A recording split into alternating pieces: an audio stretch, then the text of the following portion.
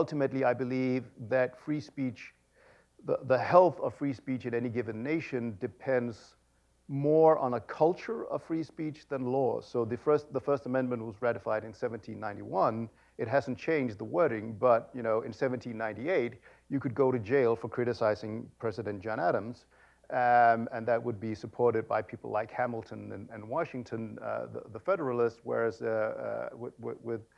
with Jefferson and Madison on the other side of that conflict. Then you go to as I mentioned, laws prohibiting abolitionist literature. But if you go to World War I, the Supreme Court is completely fine with sending people to prison for 10 or 20 years for opposing American involvement in World War I.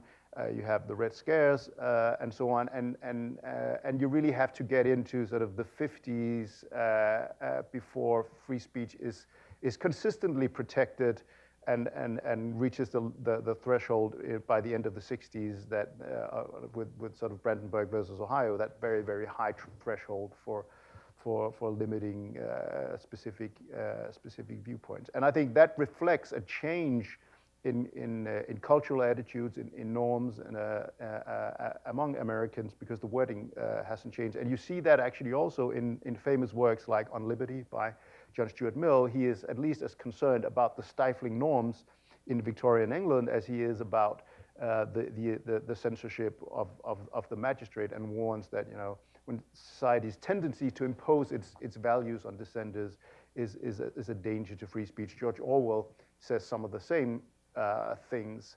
And that's why I worry for this country, because in my view, both sides, if there are probably more than two sides, but